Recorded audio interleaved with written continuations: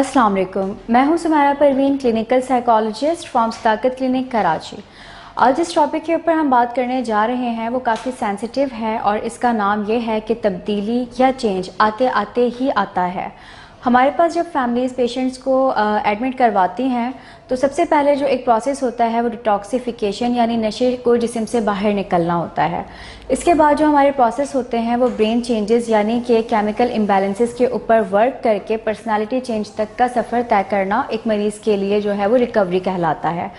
लेकिन होता यह है कि जब हमारे पास पेरेंट्स आते हैं तो वो थोड़ा सा ओवर एक्सपेक्टेड करते हैं और वो ये सोच लेते हैं कि शायद ये इनडोर टाइम पीरियड के अंदर अंदर ही पेशेंट जो है वो तमाम तर तब्दीलियों के साथ ही घर जाएगा। आया कि उनके अंदर काफ़ी हद तक तब्दीली आ चुकी होती है, लेकिन जब पेशेंट एक एक्सटर्नल इन्वायरमेंट में जाता है, एक अनकंट्रोल्ड इन्वायरमेंट में शिफ्ट होता है तो उसको एक फ्रीडम फील होता है, जिसकी वजह से वो कुछ टेस्टर्स लगाता है या कुछ चीज़ें ऐसी करता है जिसकी वजह से जो पेरेंट्स होते हैं वो थोड़े से परेशान होना शुरू हो जाते हैं। लेकिन होता यह है कि फैमिलीज़ जो हैं वो ओवर एक्सपेक्टेडली परेशान हो रही होती हैं, क्योंकि पेशेंट जब टेस्टर्स देता है और छोटी मोटी सी आपको जो है वो टफ़ टाइम देना स्टार्ट करता है तो फैमिली ये कहती है कि ये तो अभी भी ठीक नहीं हुआ है। तो तमाम तर जो फैमिलीज़ हमारे पास आती हैं, आज का जो हमारा टॉपिक है वो इसी के ऊपर है कि तब्दीली जो है वो आते आते आती है।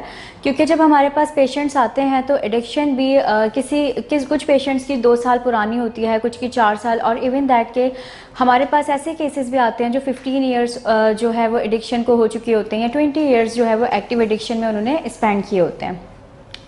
तो जब मरीज़ हमारे पास आता है तो जाहिर है कि उसने कुछ पैटर्न्स लर्न कर लिए होते हैं, पर्सनालिटी उसका एक हिस्सा बन चुके होते हैं, और ये जो सारी एक प्रोसेस होती है, जो रिकवरी आती है, वो एक लेट रिकवरी जिसे कहा जाता है या प्रोडक्टिव लिविंग जिसे कहा जाता है, उससे आने में तकरीबन जो है वो 1 से 1.5 साल लग जाता है मरीज़ को, और उसके बाद उसके अंदर चेंजेस आती हैं। और जब मरीज़ यहाँ से जाता है तो कुछ छोटी छोटी सी तब्दीलियाँ होती हैं जिसके ऊपर हम कहते हैं कि आपने फोकस करना है। और जैसे कि मिसाल के तौर पे रूटीन मैनेजमेंट, और अगर पेशेंट रूटीन मैनेजमेंट में कोई छोटी मोटी सी मिस्टेक्स कर रहा हो तो इट डजेंट मीन कि वो रिलैप्स हो गया है या इट डजेंट मीन कि वो अब आगे मोटिवेटेड नहीं है। तो पेशेंट जो है वो थोड़ा सा फ्रीडम देखने के बाद अपने आप को थोड़ा लूज़ छोड़ देता है, बट यहाँ पर फैमिलीज़ को बहुत ज़्यादा ओवर एक्सपेक्टेड नहीं करना है और पेशेंट को भी जो है वो डिग्रेड या उसकी मोटिवेशन को डाउन नहीं करना कि तुम शायद ठीक ही नहीं होना चाहते, बल्कि पेशेंट ठीक होना चाहता है, उसे एडजस्ट होने में टाइम लगता है। अकॉर्डिंग टू साइंसेस या अकॉर्डिंग टू रिसर्चेस एक शख्स जो है वो एक न्यू हैबिट को डेवलप करता है अबाउट 90 डेज़ में, और इन्हीं 90 डेज़ के अंदर अंदर जो है वो हैबिट उसकी पर्सनालिटी का एक पार्ट बनता है। इसीलिए हम जब ट्रीटमेंट को शिफ्ट करते हैं आउटडोर ट्रीटमेंट की तरफ तो हम तमाम तरफ फैमिलीज़ को कहते हैं कि कुछ दिनों तक आपको टफ़ टाइम्स भी आएंगे, टेस्टर्स भी आएंगे, बट आपने उन टेस्टर्स को पास करना है और उसके बाद ही तब्दीली आएगी। एक मुकम्मल जो तब्दीली आप देखना चाहते हैं यानी पर्सनालिटी का एक चेंज, एक शख्सियती चेंज, क्योंकि जो नशे का मरीज़ होता है वो झूठ भी बोलता है, वो धोखे भी देता है, वो चीट भी करता है, वो सेल्फिशनेस का शिकार भी हो जाता है, लेकिन ये तमाम तर चीज़ें जो हैं वो उसकी पर्सनालिटी का पार्ट बन चुकी होती हैं।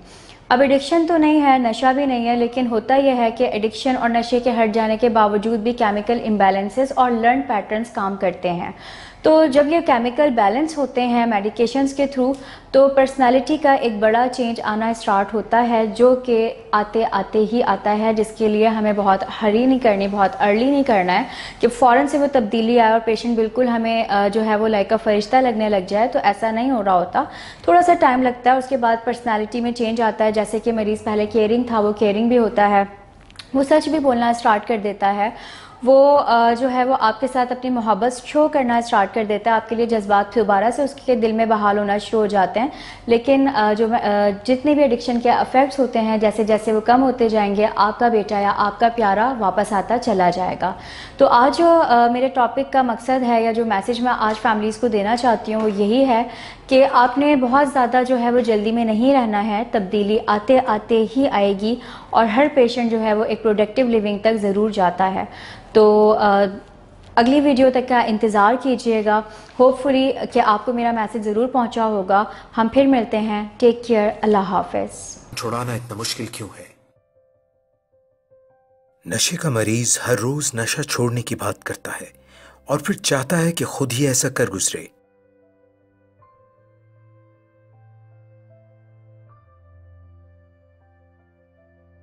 وہ اپنے دوستوں کو بتاتا ہے کہ اس نے ہمیشہ کے لیے نشہ چھوڑ دیا ہے، مگر یہ طریقہ زیادہ تر کام نہیں کرتا۔ آخر کار وہ پھسل جاتا ہے اور دوبارہ نشہ شروع کر دیتا ہے۔